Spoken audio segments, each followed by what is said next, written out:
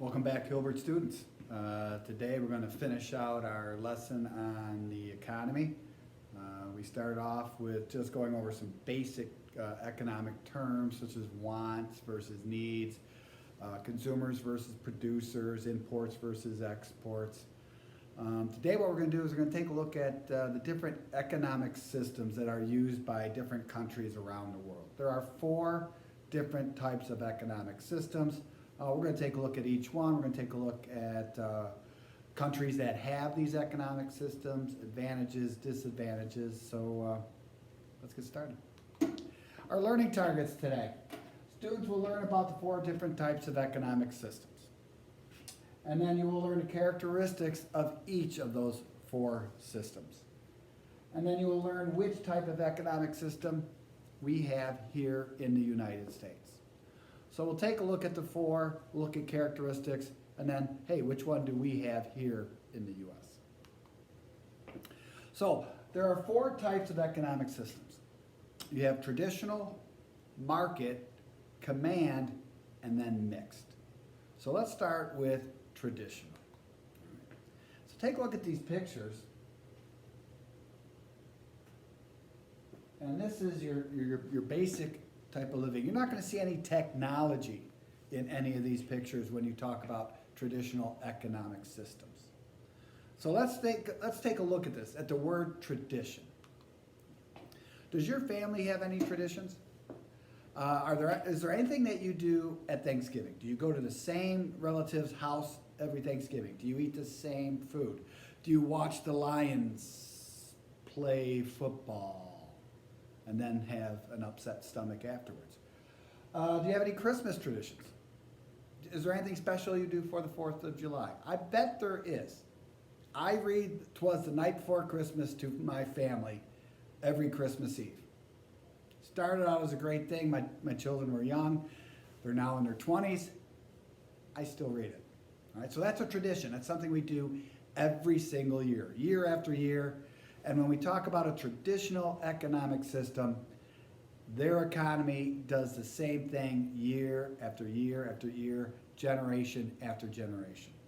It's a great chance that a boy growing up in a traditional economic system will have the same job as his father, who has the same job as his father. All right, so that's what a traditional economic system is. It's based on customs and beliefs that are handed down from generation to generation. There are no stores. There are no technology. Everything that a traditional economic system needs, they're going to find in their environment. Okay. Their goal is survival. All right. They don't really plan way ahead in the future. They don't have stores to buy things. Their goal is everyday survival. Their clothes, they make them. Their food, they hunt or fish or grow.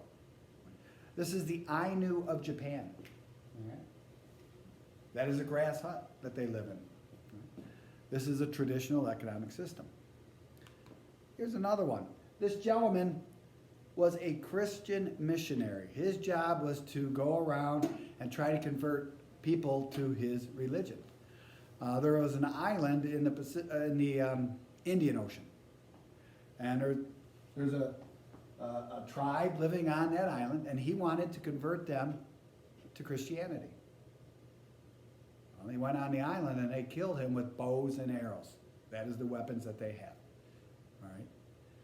And you can see pictures of the people that live on the island. And then right up there, as a plane was flying by to try to locate the missionary's body, you got one of the people in the tribe. He was trying to shoot the airplane with a bow and arrow. That is a traditional economic system right there. All right. They're under pressure to change, however. It is probably the most rare type of economic system. Why? Because the young people that live in these communities are starting to want to move away. They're starting to be tied to modern goods. All right. And so things are starting to change. In some areas of the world, they're losing their habitat. Many of them, like in the Amazon, they live in the Amazon forest. But that's being destroyed, so they're losing habitat. And so things are starting to change for the people who live in these type of economic systems. So you have the Kavango from Africa, the Sentinelese right here on the island that I just showed you, and then here in the United States we have the Amish. Now the Amish, do they use some technology? They do.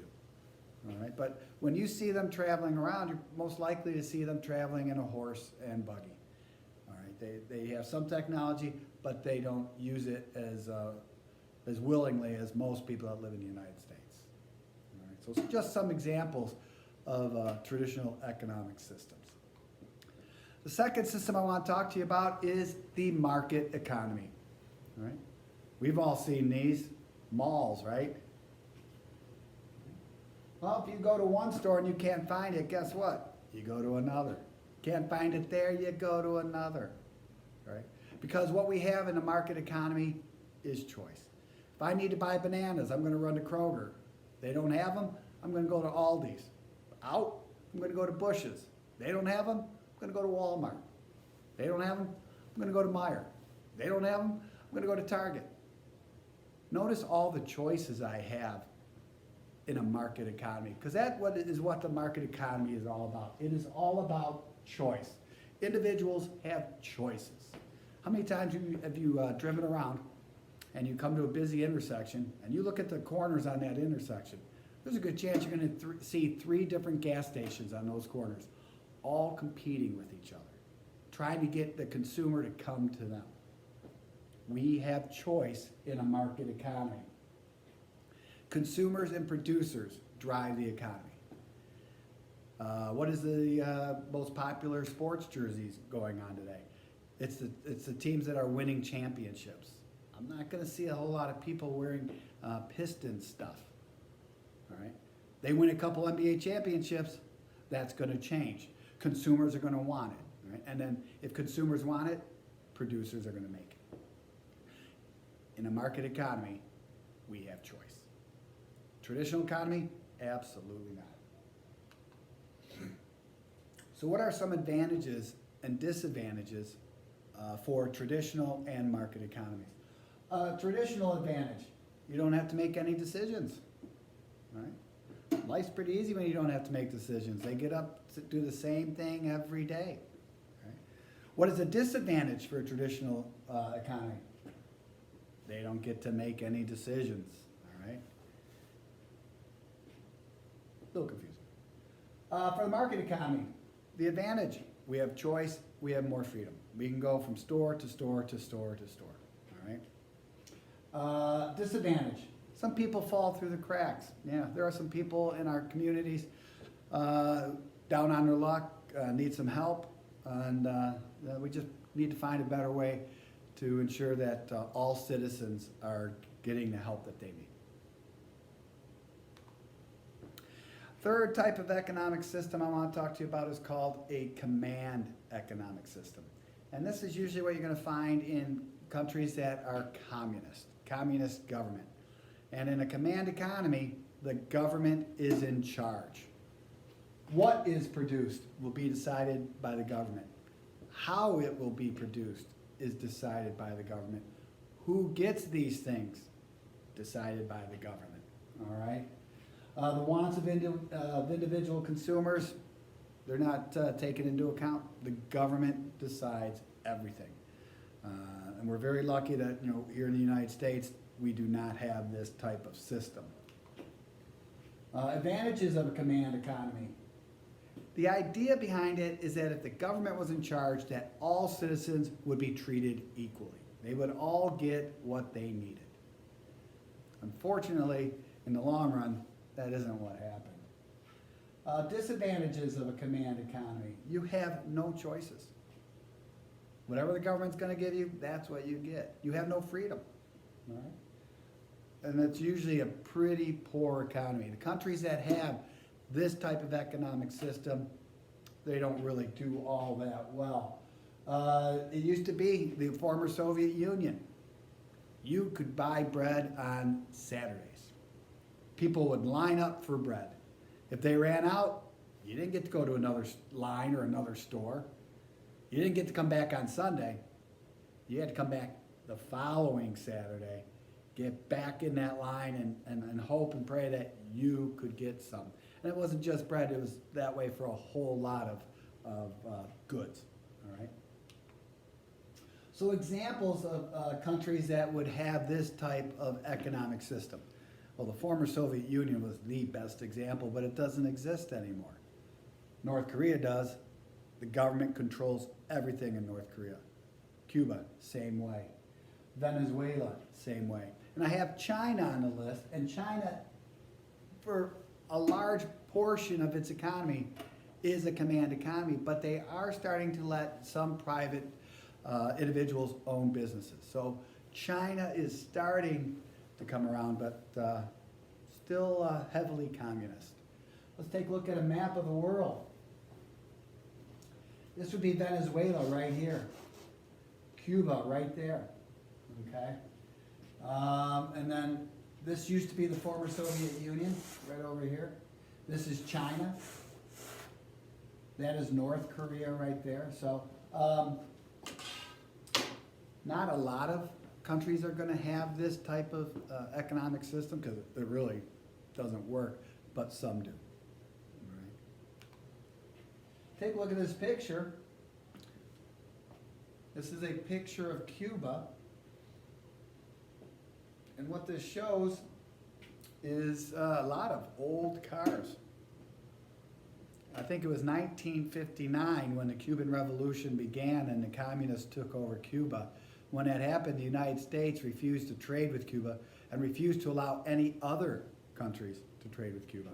So Cuba couldn't get any newer cars. So they have these older cars, and when they need parts, they just take parts that don't necessarily are designed for that type of vehicle, but they put them there. All right? So Cuba's still communist, and if that ever changes, the United States would be a big trading partner with them, and you might see some newer cars. The last type of economic system I want to talk about is called a mixed economic system. And it is the most widely used economic system in the world today. It is a combination of command economy and a combination of market economy. It's where individuals can own businesses, but the government also has some involvement in a number of businesses as well. The United States is now a mixed economy. In the United States, we encourage anyone, all individuals, you want to own a business, go for it. But the government also has a say in many things. For instance, Obamacare came around within the last 10 years. The government is involved in healthcare. The government is involved in education, the building of roads. All right, so the government is involved in a number of things, and because of that, because of the government involvement and the ability for individuals to own their own businesses, we have a mixed economic system. And then here's a list of countries that have it. All right. And according to the information that I got, the United States, 39% of our economy is mixed. Right. So for a review, we learned about the 4 economic systems: traditional, market, command, and mixed. We learned that the United States has a mixed economic system. Is there a quiz coming your way? You know it. Once again, you can play this video over and over. You can use this Google slide presentation, which will be on my classroom page. And if you have any questions, don't hesitate to contact me. Thanks, Hilbert.